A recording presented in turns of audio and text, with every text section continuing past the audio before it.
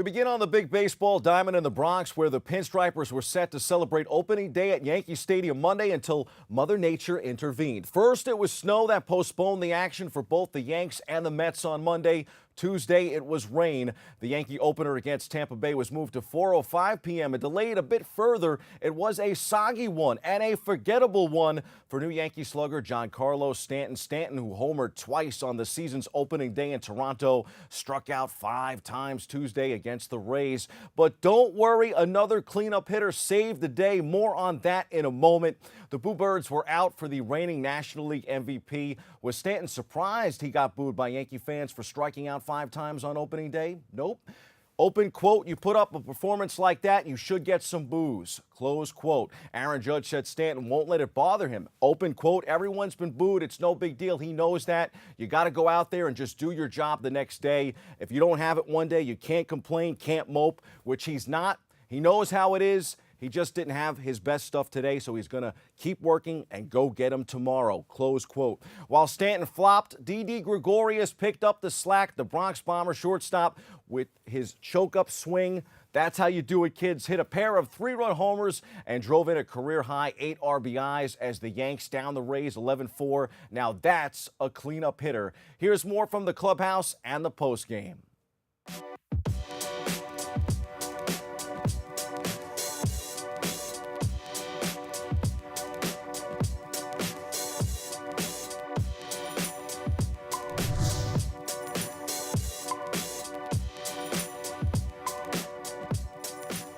Something nice, but like I was telling the guys, like I was telling earlier too, it's not about just me, it's about a team, because without the guys getting on base, I couldn't have those RBIs. So, but for me, it's not worry about all the records. As long as we're trying to play and win, that's all I'm trying to do. Don't worry about all that at the end of the year, you got to worry about it. But right now, it's just to try to play to win. Just a lot of fun to watch him work and watch him continue to get better. And he's really a special player. We're glad to have him on our side. And overall, it was a really good home opening day for us. We've seen a really good player continue to get better and better each year, and and he's come out this year, and it's been a lot of good at bats. Up in Toronto, even though he did some damage up there were some hard outs that they ran down against him. So, he's a guy you like seeing come up there in a big spot and with runners on base, and came through in a big way tonight. It was great. It was a lot of fun. I thought Jordan Montgomery pitched really, really well. Guys on our bullpen did a good job, and overall, I thought it was a good day. Our fans were awesome as always. The conditions out there were not ideal. So there was a lot more fans here than I expected. They were a lot louder than I expected, and that helps us play better.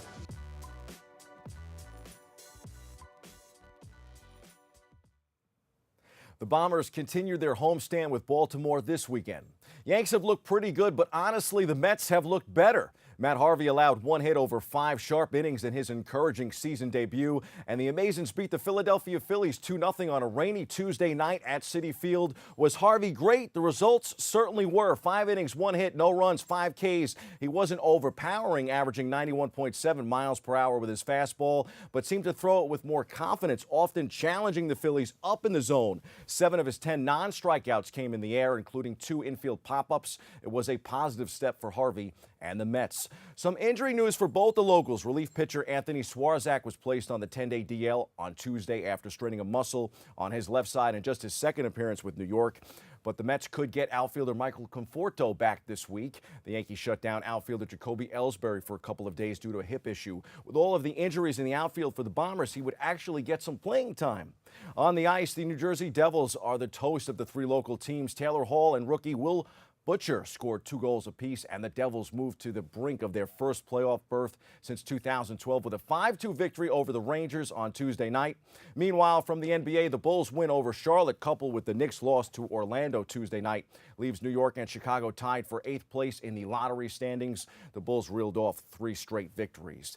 The Orlando Magic beat New York 97-73 on Tuesday night. Notre Dame is the women's national champion on the college basketball hardwood, and Villanova is the men's champ. The Wildcats, soundly defeated Michigan Monday night 79-62. They have a modern-day dynasty of sorts. The Wildcats are 165-21 since the start of the 2013-14 season, a stretch that includes a pair of national championships. They've won 2 of the last 3 and a combined 7 Big East regular season or tournament titles. The most impressive aspect of Villanova's latest title run was the ease with which the Wildcats laid waste to their opponents. Villanova became the first national champion since North Carolina 9 years ago to win all 6 of its NCAA tournament games by double figures, a run that will forever enhance the legacies of those who helped achieve it. Jay Wright boosted his credentials for the Naismith Hall of Fame and put himself in elite company. The only other 2 active Division I college basketball coaches with multiple championships are Duke's Coach K with 5 and North Carolina's Roy Williams with 3. Golden Boy Promotions President Eric Gomez announced Tuesday that the hotly anticipated rematch for the middleweight title between Canelo Alvarez and Triple G has been canceled as a result of Alvarez's 2 failed drug tests on February 17th and February 21st. That's too bad. In the world of MMA and UFC, 2 big fights are going down in Brooklyn Saturday night. Max Holloway will dare to do something that only one other UFC fighter has done when he steps into the octagon against Khabib at UFC 223. If Holloway wins, he'll follow Conor McGregor as the only fighter to hold 2 titles simultaneously. Unlike McGregor, however, Holloway will have to pull off defeat on only 6 days' notice against the unbeaten Khabib after stepping in for the injured Tony Ferguson. But if the UFC featherweight champion pulls off what oddmakers deem as highly improbable this weekend, Holloway may already have plans to one-up McGregor, who was the last fighter to beat him. I'll be rooting for Max. I would like to see a rematch with Conor. Either way, Khabib McGregor or Holloway McGregor would be a big card for the UFC. Here's more in our UFC preview.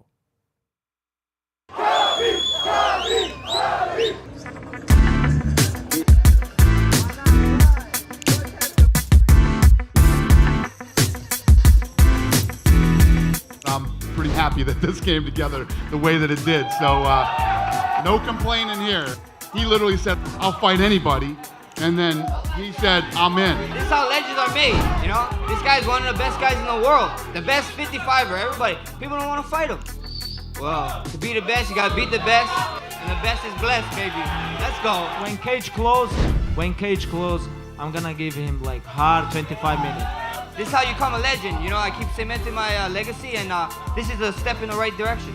How you gonna beat me? We're gonna find out Saturday night! How you gonna make We're me gonna title? find out Saturday night, We'll baby! see. I was the champion for a reason. I defended my title for the 5th time, and I'm going to win the belt one more time and becoming one of the baddest female fighters in the world. I expect the best version of me versus the best version of her, and me to be free out there and do what I love to do. I'm a champ for a reason, you know? You gotta stay focused, you gotta stay ready.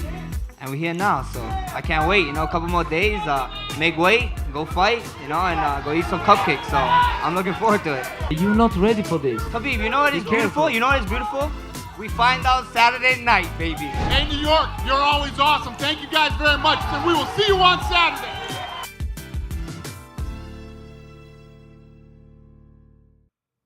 That is a pay-per-view worth buying. Those are the headlines. We hit the C-list for a deal for the Knicks worth making.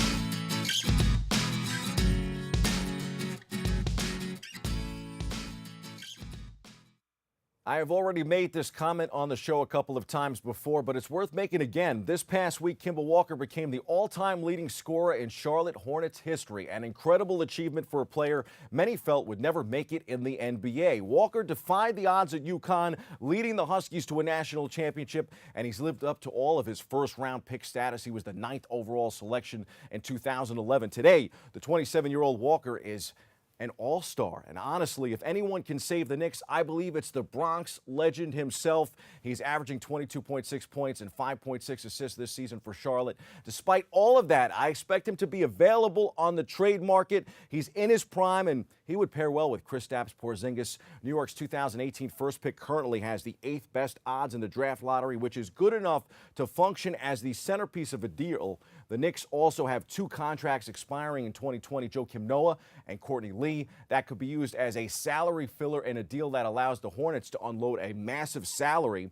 The Knicks reportedly spoke to Charlotte about Walker at this year's trade deadline. Nothing happened, of course, but that doesn't mean that a deal can't get done this offseason. Considering each team's respective needs, expanding the deal to involve Walker is doable. I would surrender that draft pick, deal some of the garbage on the roster from the Knicks, and make Kimba the centerpiece of the Knicks' new lineup. That's your sports. I'm Bobby C.